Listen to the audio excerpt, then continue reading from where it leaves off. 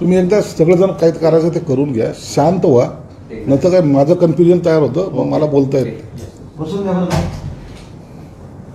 तुम्ही सगळे तयार ना, सगळं तयार होऊ द्या, नंतर ते कन्फ्युजन. आता औरंगजेब सुरू केलं.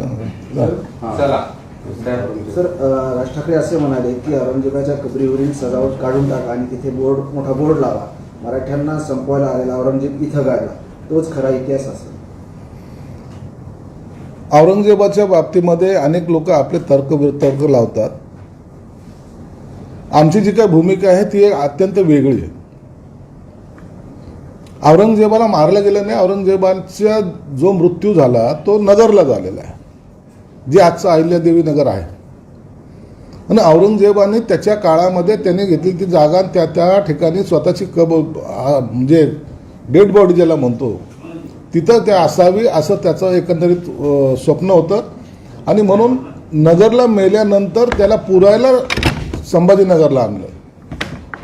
म्हणून औरंगजेबाला गाडलं किंवा औरंगजेबाला आम्ही कुणी गाडलंय अशातला काही भाग नाही आहे. हा चुकीचा इतिहास कोणतरी त्यांना सांगितलेला आहे.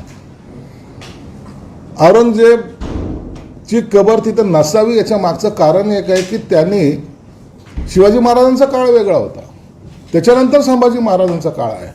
आणि त्या काळामध्ये संभाजी महाराजांचे जे हालाल करून मारलंय तो प्रसंग आमच्या डोळ्यासमोर नेहमी नसावा या दृष्टिकोनातून आम्ही त्याच्यावर केलेलं भाष्य आहे की आम्हाला तिथं औरंगजेबची कबर नको.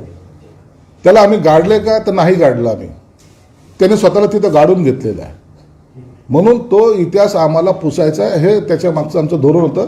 त्यात राजकारणाचा भाग येत नाही. तुमच्या हातात सुसंस्कृत राज्य आले, चांगल्या पद्धतीने मराठी माणसाकडे पाहणार असाल तर आमचा पाठिंबा आहे, असं राज ठाकरेंनी मुख्यमंत्र्यांना आवाहन केले. निश्चित त्यांच्या सूचनेचा आदरही करू आम्ही. आणि मराठी भाषिकांसाठीच हे राज्य आहे. राज्य त्याच पद्धतीने चाललं आहे. जेव्हा आम्ही शिवाजी महाराजांचं नाव घेतो त्या टायमाला राज्यसुद्धा त्याच पद्धतीने चाललं गेलं पाहिजे ही आमची भावना आहे. म्हणून मला वाटतं आमच्या या भूमिकेला राजसाहेबांचं समर्थन असेल. तुम्ही लाडकी बहीण योजना बंद करणार स्पष्टपणे आणि कर्जमाफीचंही तुम्ही आश्वासन दिलं होतं, म्हणजे शेतकरी कर्जमाफी, आणि निवडून येताच ते तुम्ही साफ विसरून गेले. ही फसवणूक आहे असं राज ठाकरे